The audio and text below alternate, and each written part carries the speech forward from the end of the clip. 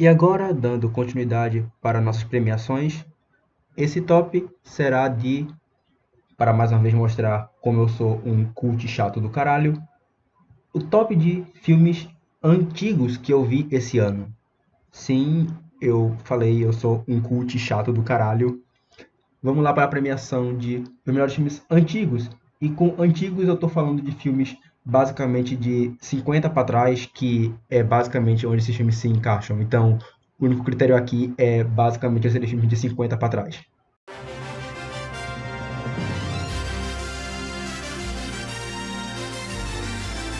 E só fazendo uma rápida informação, todos os filmes que eu estou falando aqui estão disponíveis no YouTube. Vocês podem encontrar eles no próprio YouTube, de graça, sem muita dificuldade, tá? Só procurar o nome que eles devem conseguir, que vocês devem conseguir achar sem muita dificuldade, deve aparecer por lá. Eu acho que alguns estão com legenda em português, outros estão com legenda em inglês. Então, quem quiser se aventurar para poder praticar o inglês, colocar o inglês em dia, pode ser interessante. Mas, assim, pode ser um pouco complicado de entrar nisso, porque alguns estão com legenda só em inglês. Mas quem quiser fazer o esforço pode dar uma checada.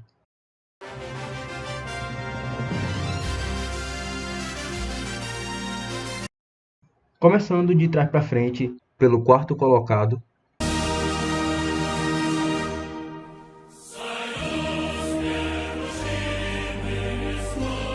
Agora, em quarto lugar, nós temos o filme Strike, ou A Greve, um filme soviético, lá do comecinho da União Soviética, de 25, se não estou errado, sobre basicamente movimentos grevistas que aconteciam naquela época e tal, basicamente para legitimar a própria revolução.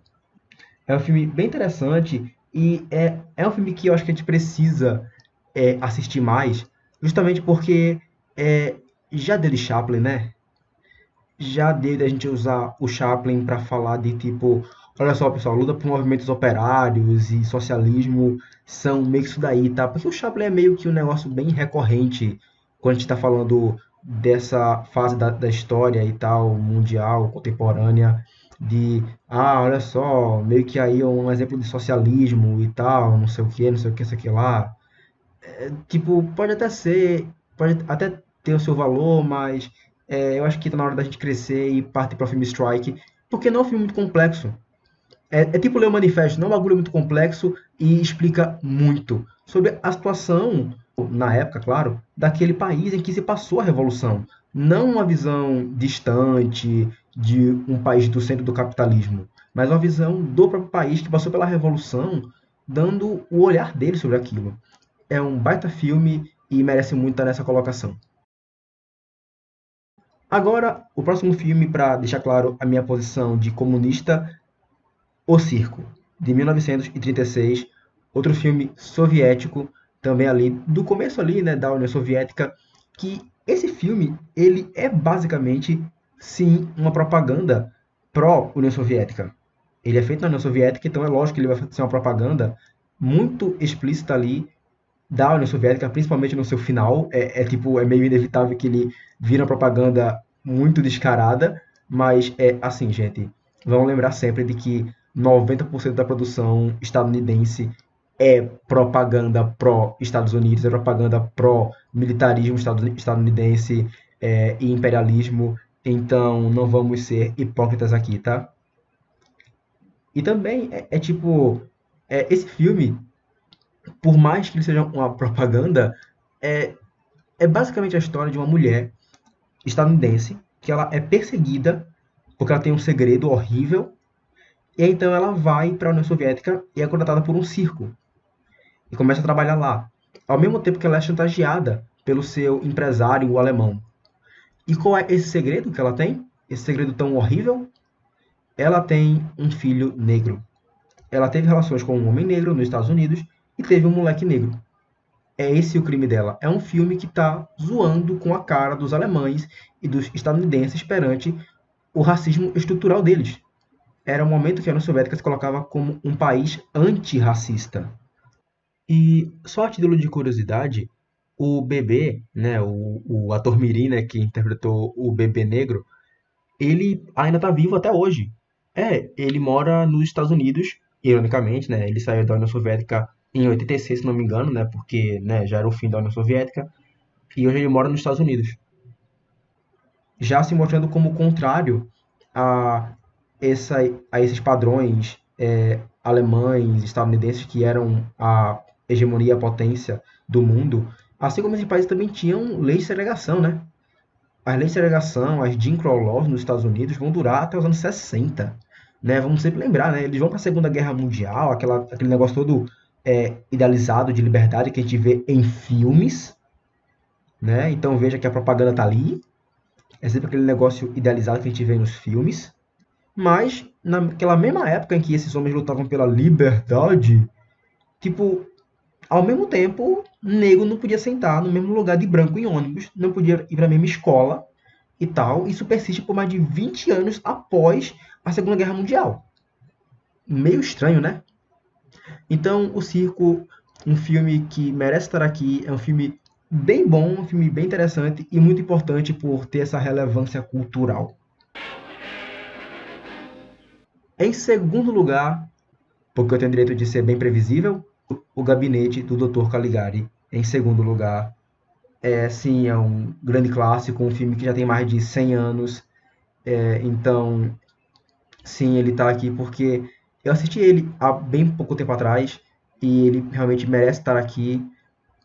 Ele se prova muito por uma questão de não tanto de roteiro, também por roteiro, mas muito por uma questão que eu achei muito fascinante nele, que eu até mencionei isso no Twitter um tempo atrás, quando eu assisti, que é essa proximidade do cinema com o teatro, né? Ele prima muito, não é como se os outros filmes também não primassem nisso, mas esse filme prima muito porque ele é um filme que ele é tão teatral, sabe? Ele é um filme que ele é tão gestual, a atuação fala mais. E no mundo atual, cheio de tela verde, né, o chroma key e tal, efeitos especiais para todos os cantos, é muito refrescante parar e ver esses filmes antigos. É um pouco do que estimulou esse top em si, sabe? É até bem refrescante, estimulante parar para ver esses filmes antigos, porque eles não vão ter todo esse glamour da tecnologia. Então, o que carrega muito desses filmes é a atuação, são os atores. Eles pegam aqueles roteiros e o cenário tá lá e tal, né? O melhor que pode ser feito ali. E os atores têm que dar tudo de si para passar toda aquela emoção. Tudo depende muito do ator, de que o ator faça uma puta atuação. Então, por isso que esse filme está aqui em segundo lugar, porque ele demonstra essa primazia, acho que essa palavra existe, né? Acho que sim, na atuação e de onde surge o cinema, de suas origens e tal, né? Então, merece muito estar aqui. E, de novo, serve muito para te lembrar, sabe, talvez um pouco do que o cinema é também, né? É uma coisa bem interessante e muito boa. Vale muito a pena você correr atrás dele. Esse eu creio que tem legenda até em português no YouTube. Acho que dá pra achar de boa.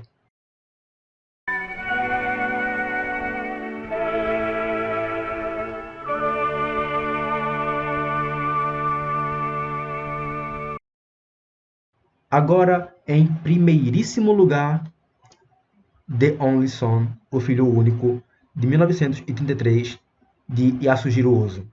Um cineasta japonês, um filme japonês dos anos 30, também muito bom.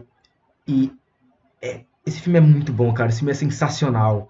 É sério. Tipo, poxa, com relação a, sei lá, a atuação, eu poderia colocar facilmente o Gabinete do Dr. Caligari em primeiro.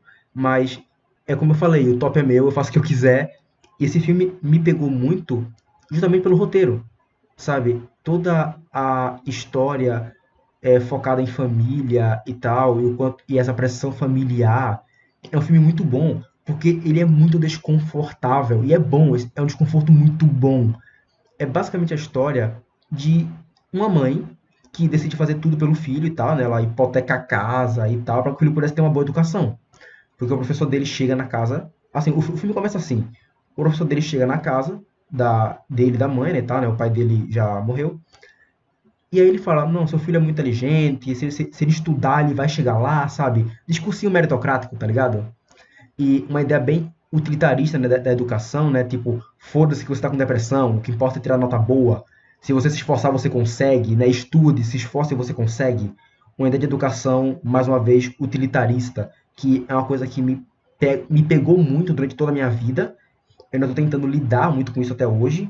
Então é um filme que me pegou muito. Por isso que eu falei, são escolhas pessoais. Então, se eu achei esse filme bom porque me tocou mais, eu estou colocando aqui. É um critério meio que de desempate. Foi por isso que esse filme ficou em primeiro lugar.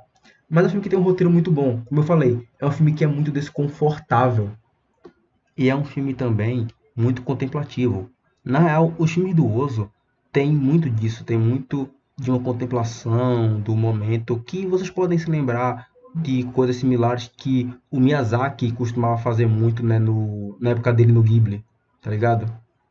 Então é um aspecto bem interessante que tem no filme do Ozu que vale muito a pena ir atrás.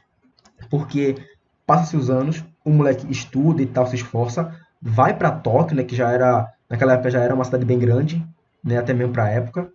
Ele vai para Tóquio e ele vira no máximo um professor de ensino noturno de matemática, sabe? Ele tem uma casinha ali pequenininha, um pouco mais afastada de Tóquio ali e tal, né? E o filme se passa quando a mãe dele, né, vai visitar ele na cidade e vê, né, a casinha dele e tal, afastada, vê a mula dele, o filho dele que acabou de nascer e tal. E é um filme todo desconfortável, porque a mãe dele tá claramente decepcionada com ele, porque ele não foi mais longe na vida, sabe? Porque, pô, me sacrifiquei, me esforcei por você e tal. E, tipo, é só isso que você tem pra poder me mostrar de resultado? E aí e tem um diálogo muito bom perto do fim, que o filho fala: Mãe, não é que eu não me esforcei, não é que eu não tentei, não é que eu não pensei no que a senhora sacrificou por mim, sabe? Não é isso. É só que Tóquio é difícil. É difícil vencer o capitalismo, é difícil, sabe? O mundo não é meritocrático, tá ligado? O mundo não é meritocrático, não é assim que funciona. Então, pô, eu tentei, mas Tóquio é difícil. E a única coisa que ela responde, que por sinal é uma coisa que eu escuto muito até hoje, na realidade, aqui da minha família, de vez em quando, não, é só se esforçar mais, você não se esforçou bastante, sabe? Então é um filme que, de novo, você pode perceber pela minha empolgação falando dele, que é um filme que ele me pegou demais por motivos pessoais, por motivos também até técnicos. Então, fica aqui em primeiro lugar como acho que o melhor filme antigo que eu vi esse ano. E é isso, pessoal. Chegamos ao final de mais uma categoria. Eu vejo vocês na próxima. Se inscreve, curte, comenta, compartilha. Obrigado e até a próxima. Abraço.